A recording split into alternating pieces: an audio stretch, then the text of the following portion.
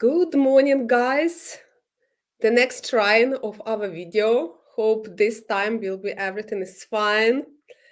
So now we have special online meeting, Oxford, Kiev.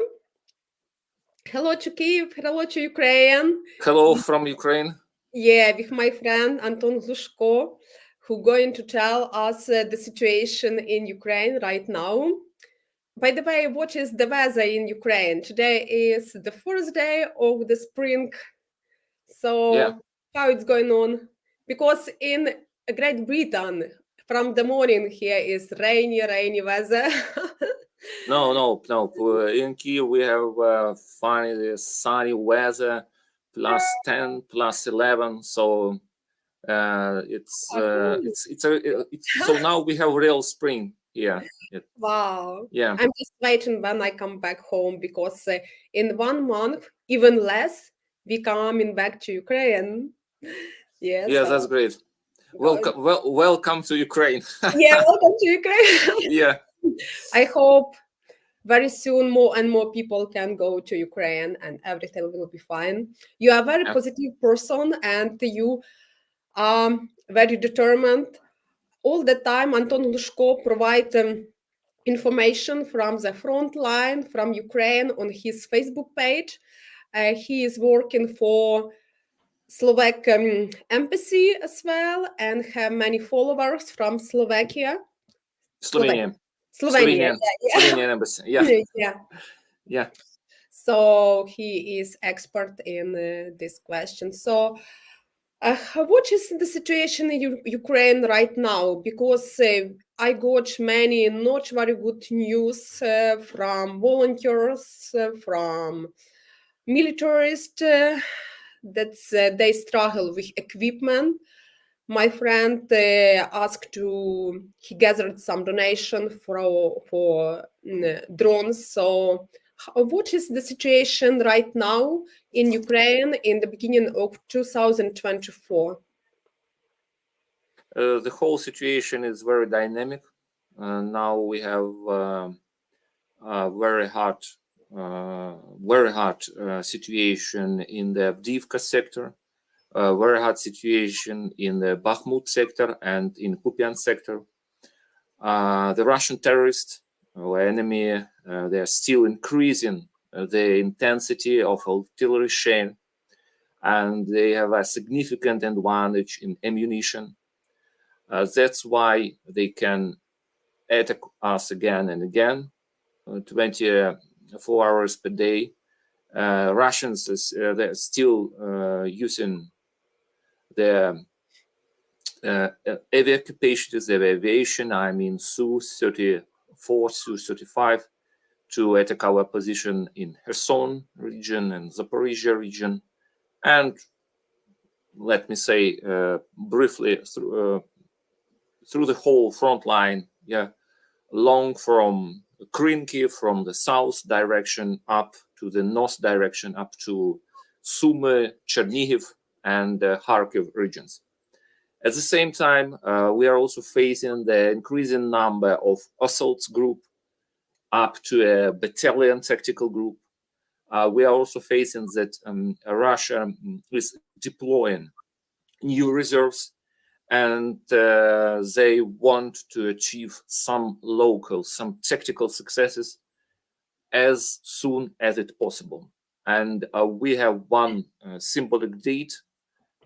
This date is a presidential election in Russia, which will be from 15th of March to the 17th of March. And up to this election, just one person on election, Putin.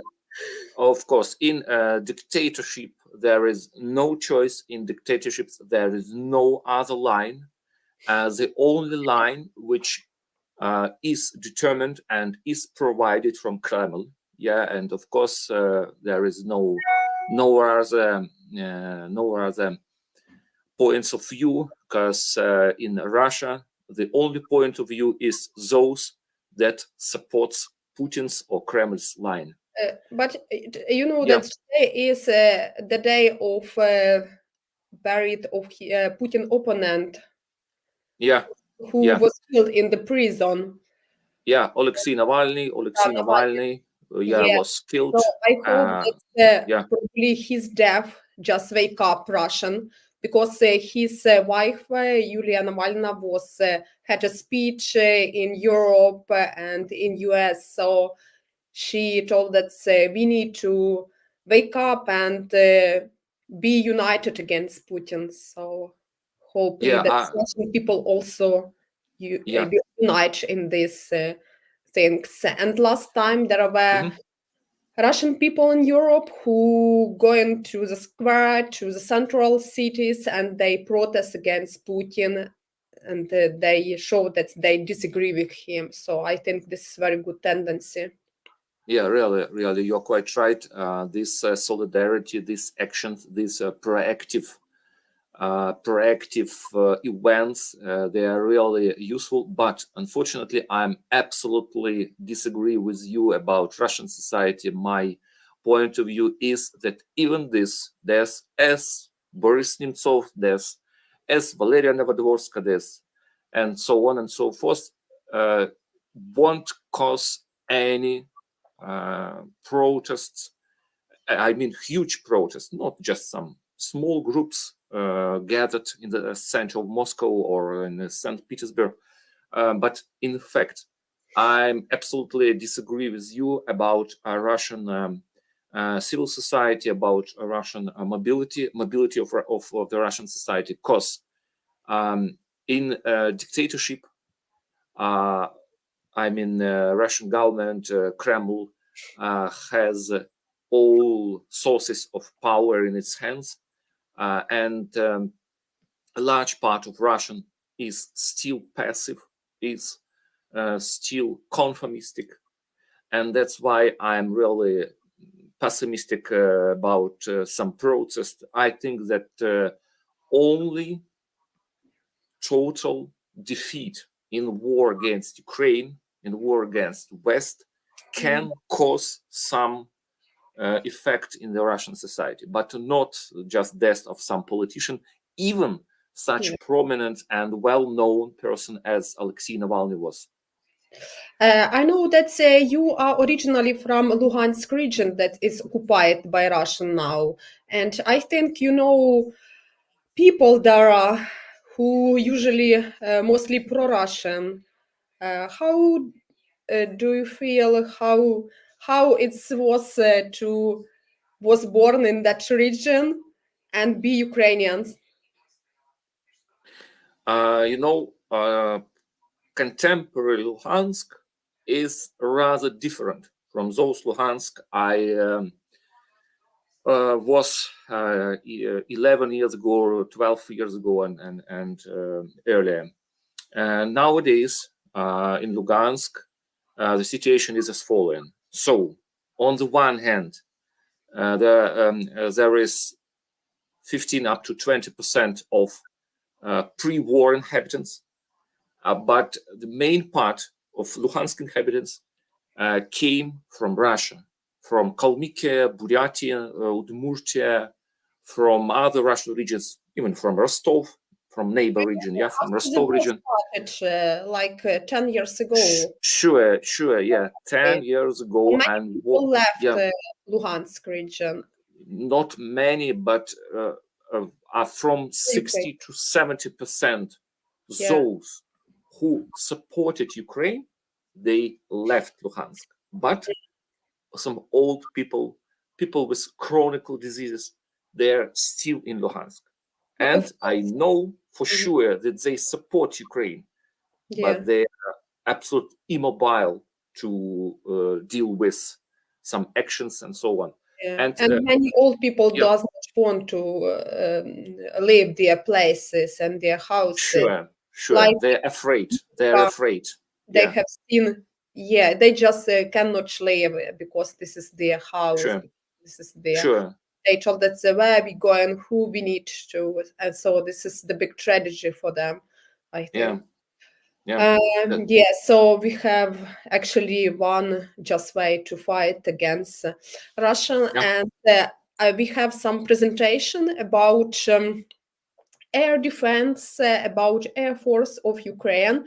I know that from the beginning of this year they activated, and I think probably it's strong side of Ukraine. I have seen my friend who now on front line, and he was really enjoyed by see Ukrainian Air Force who fight against Russians. So I feel that they feel some support and unition between Air Force and militaries who are there. So I hope that the new commander, they organize everything in the best way.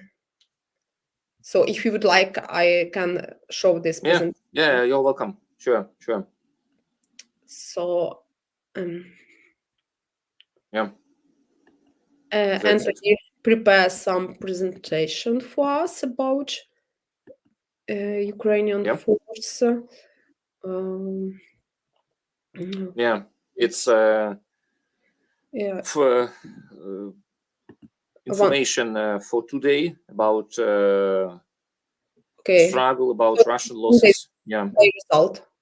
Yeah, you can see that our forces. So this is just for one day, February 29. Yeah, February 29, and here you can see the whole dynamic. In this statistic, you can see the whole dynamic of the struggle, of the activity of our armed forces. But the next one, yeah, you can see how many Russians planes were destroyed in February only. So it's really amazing, and we see that now the whole activity of the Russian aviation is much more intensive. So much more Russian planes are coming to the front line and dealing to attack our positions, for example, in Krasnohorivka in Donetsk region, in Chasiv Yar in Donetsk region, for example, in Sinkivka, for example, in some villages south and east from Kupiansk. So Russians, they are attacking very dynamically, but the other hand, the other point is that they're losing much more planes because they're dealing with some risks. And the main risk is that Russian plane is coming to the front line in just 25-30 kilometers from the actual front line. And that's why we, with our weapons, with our systems, with our technologies, we can attack and we can destroy Russian planes. So Ukrainians attack them not by air, like airplane. This is like... this data is strictly confident, but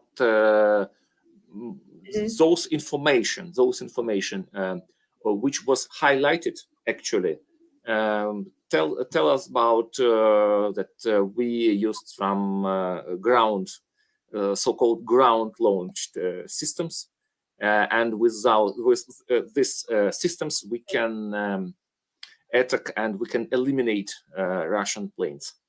This system we got from Western Europe or from US, just from the whole data is again, let me point out, is strictly confident, but we can say that we have our capacities, our own capacities that are working against Russian planes and Russian drones.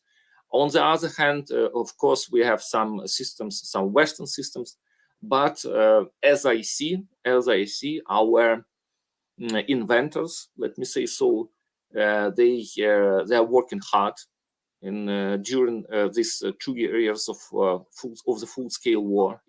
So we have some ideas, we have some unexpected solutions for Russian terrorists. And the next one you can see. really interesting, statistics about dynamics of Russian losses by the full-scale war period. And here you can see that extremely high losses Russian had during the Bakhmut operation and during the Avdiivka operation, which is still going on. Yeah, and Russians, their goal is to occupy the whole Donetsk region, yeah, and the whole Luhansk region. So they accumulated more resources, yeah. They accumulated more planes, more personnel, military personnel, yeah, and they're absolutely clear about these losses, but they're attacking again and again, just like some zombie, yeah. Yeah, I have The seen that some yeah, days ago, Russian commander gathered militaries on the parade or march in the square, and they yeah, were bombed by Ukrainian rocket. yeah. So it's That's it. very This good was, meeting yeah, point. meeting point with the death. So welcome to hell. Yeah, I think there uh, are some comedy video about this. yeah. Let's So say Russian commander would like to yeah, see the army in front of them and enjoy by this. So this is the style of the Soviet time. yeah, sure. It's a long-term tradition from the World War II times, and actually, I can say that this was M31 rocket or HIMARS, and this rocket was launched from the M142 HIMARS system, and during last months, during February, we faced few such situations when Russians deal with such traditional procedures, yeah, military procedures, and these procedures caused 5 to 7 very effective strikes. After each strike, Russian lost 20 to 50 soldiers and officers as dead, and up to 150 injured. So Yeah, this so was really effective. this is a very like weak side of Russian commanders because they use traditional way, like Soviet way, to operate by their army. Sure. So if Ukraine be more dynamic and quickly and use the new technology, it can help a lot, especially drones that's so needed Yeah, uh, sure. right Sure. now. Yeah. So I think. Yeah. Let me. You know that in Avdiivka, different people tell different situation about Avdiivka. Avdiivka was the frontline city, and it was with Ukrainian army. But after Yeah. Russian came, and Ukrainians army needed to Yeah. leave this town, but they killed so many Russians right there, and Yeah. this they. Sure. They did in so dynamic way. There were different kind of Yeah. military divisions, so they were very quickly, I think, and actually Yeah. it was, I think, not bad operation by a new Yeah. delivered by new commander Sirski. Yeah. Sure. Let me point out that we are in need of few moments. Let me point them out. First of all, we are in need of artillery ammunition. We need more drones, and we need more mines to stop the assault group of Russians. Yeah, and of course we need more equipment and anti missile or anti-air defense air defense systems to use them to protect some huge agglomerations of our cities, for example, Kharkiv, Dnipro, Zaporizhia, Odessa, because now, and this fact was pointed out also by President Zelensky, we need 10 to 12 systems like Patriot or SAMP-T. We need minimal rate. Now I'm talking about minimal rate. We need 300,000 artillery ammunition per month or more. And of course, we need long and medium distance rockets, such as Taurus, such as Storm Shadow. We need them in the quantity of up to 1,000 rockets. So after this, if we will got this positions, so we can tell about some offensive operations in the south. But now it's impossible. Now the main goal for Ukraine is to stop this horde, to stop this huge army, which is still attacking us every day and every night. And to make the price of this war the highest for the whole Russia. I would like to ask, some months ago, Ukraine make agreement, like security agreement with Great Britain, and British Prime Minister, according to this security agreement, he have to supply some drones and weaponry and ammunition to Ukraine. So did it happen? They supply or not till now? As according the United Kingdom, all our common obligations are going on, and we are facing that London is pressing on Berlin, pressing on Olaf Scholz in the question of Taurus missiles. And let me point out that we Ukrainians, all Ukrainians here, we are very thankful to the Great Britain, to the United Kingdom, because this country is the first country that that is dealing with real guarantees, with a real powerful guarantees of Ukrainian security, of Ukrainian sovereignty, and so on. So that's why I can say only positive words, to all our British friends, and we are really thankful. So all obligations, according drones, according missiles, they are going on. They are realizing, now. But unfortunately, we have some troubles with United States of America, where we are facing Mike Johnson's activity and Donald Trump's activity to block every military and financial help to Ukraine, every help. And we are absolutely clear about that. We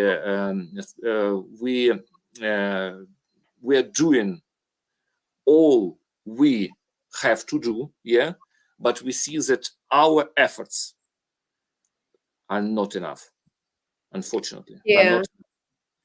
I have seen a video some days ago by just before 24th of February of a British volunteer who now on front line, and he desperately asked to provide weaponries to Ukraine and ammunition. He told that so many people died here, and it's really respectable that people from Great Britain came here and helped to Ukraine, and they realized all problem. As I know, last days French president also had a speech, and he told that this is really very dangerous, and he told that we need to be united against Russia. US is far away from here, but Europe just nearby, like especially Poland, Lithuania, Latvia, Estonia. So we need to unite together. And of Yeah, course, Great Britain do a lot. I know that's probably they are a bit slowly because of some system here. I know, yeah, yeah, sure. but, Yeah, they supply everything according to agreement. yeah, sure, sure. According to France, I can say that France is, let me point such fact, it's like a concurrent, like an opponent to the United Kingdom. So France also can help and can do more, and France is ready to do more now. But on the whole, yeah, I can say that the European Union is waking up. It's waking up slowly. It's waking up accidentally, yeah. But we see that the biggest countries, the most powerful countries of the European Union, they're all are ready to help. They are all ready to provide the necessary equipment, technologies, ammunition, and of course planes, because we really need planes. We really need F-16. We really need we really need GAAB 39 Gripen from Sweden, yeah. And now the whole question is how quick it can come to Ukraine. So it's a question of logistics, yeah, and of course it's a question of solidarity, because you know that the last example of the ammunition, yeah, that Czech president, the president of the Czech Republic, Mr. Petr Pavel, he found the possibility to organize 800,000 artillery ammunition, artillery grenades to Ukraine. But now it's a question of payment. Yeah. So what country can pay? And how many countries can pay? Yeah. And it's so. Let me point out three very important things. The first thing is logistics. Yeah.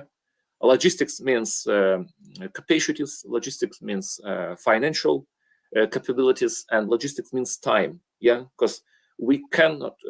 We should be absolutely clear that we shouldn't waste our time. Yeah, because every day through the whole front line, hundreds of our soldiers are dying or are injured.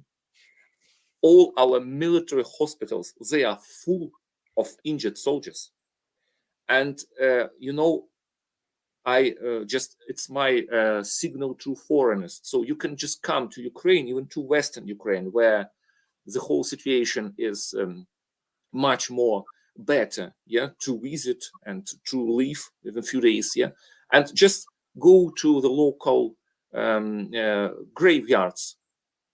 So just see these graves, how many graves are now in Ukraine, and you, after seeing them, you can better imagine how high price Ukraine is still paying during this 10, not 2, but 10 years of the brutal genocide war. Yeah, and the last point is after logistic, after solidarity, is also the point of technologies. You were quite right saying about high technologies, especially concerning radio electronic system to struggle against drones, to struggle against Russian missiles, ballistic missiles, and aero ballistic missiles as a Kinjal. And of course, concerning drones, these technologies are also concerned drones and our capacities in the fight against Russian assault groups. Yeah, so drones radio electronic systems, and of course more artillery ammunition, more mines to stop this huge army. I would like to tell that Ukrainians in Ukraine, especially, they don't just waiting that somebody supply by something, but many Ukrainian united and they make like craft drones. They are united sure. and make drones by themselves.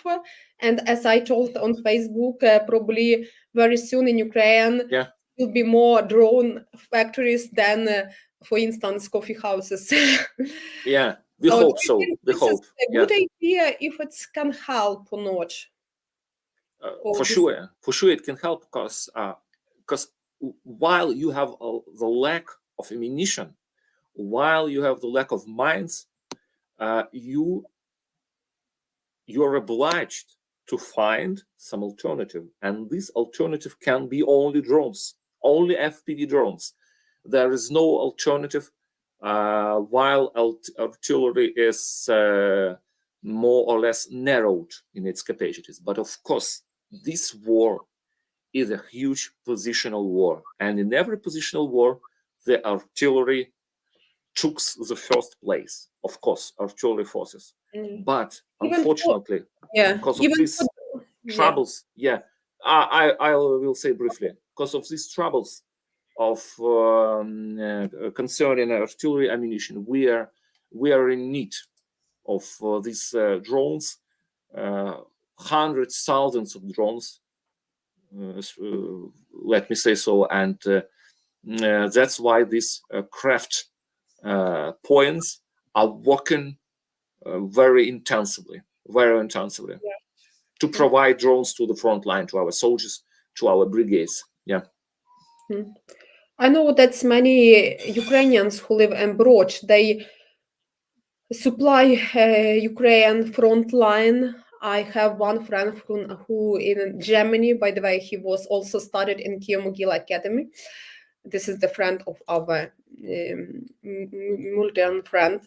And there are many Ukrainians who sent their trucks, cars, they gathered money.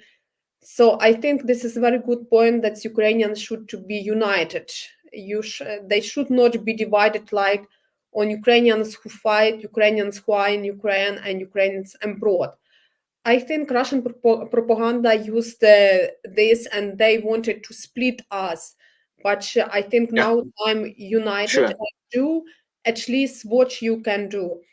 Some days ago at my work, I meet one Ukrainian lady from Kharkiv, and she told that what we can do nothing. But I told that we can do something. Even women who live here, they can donate. They can go to London for Ukrainian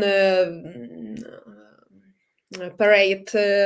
Some days ago we had this, and many people visited. So try to do everything that we can. About 10 years ago, when I was on Euromaidan, the main, that we were surrounded by Berkut, but military troops. But the main, words of Maidan was do something. You can do something, and everybody there know what he can do, and in such way, people survived there, and we had this bright, So solidarity, proactive events and networking is also very important. So we need to use all means, all communication channels, all possibilities to intensify the whole logistics. And we should be absolutely clear about the fact that it's high intensive war. And of course, we are really thankful to our friends, to the whole European Union, especially in those countries with I'm cooperating with Denmark, Norway, Sweden. Best wishes from Kiev. But again, we need to do more, And I will repeat this word. I'm doing more personally with donations, with blood donations, with information, volunteer activities, and so on and so forth. But again, we need to do more.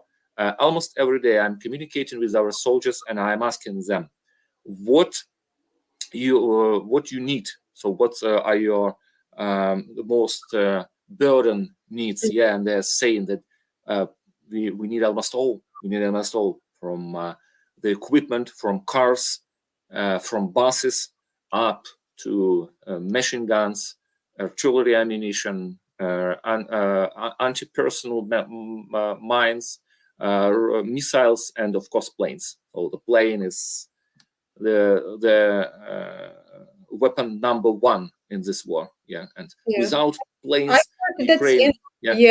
In Great Britain, project on London that sent like all the car to front line. And, they need any car now because many of them destroying. So or damaged, or strictly damaged, hardly damaged. Many damage. So at the end, I would like to remind you that I try to support guys who now on front line, and I have some friends who now they are nearby in the very hot place of front line. So just remind you, I did a video about them, and here are the details. They would like to gather money for special drone, and for now they have 151,000 hryvnia. They need 2,074. So if you would like to support them, they will be very grateful. And I leave the link to this bank information in description or in comments. So thank you for your support, because for us very important support of Great Britain, support of whole Europe, and I hope that we will unite around and we will win for sure. Yeah, for sure we will win. We should hold the line, and we are holding the line. But again, we need to do more. The whole European Union should wake up, should work, should intensify all their military capacities, all their factories, plants, and other places where the production is going on. So we need to do more. But of course, we will win. This evil will be stopped, and this evil will be destroyed totally. Thank you very much. Thank you for your position, and thank you for your support. Thank you for visiting our channel, Amazing Ukraine. So thank you for your invitation. Amazing Ukraine, and we will come back, and everything will be fine. I know. So have a nice day, and see you. I hope in the next video. Yeah. See you. Okay. Goodbye. Bye. Bye. Yeah. Bye.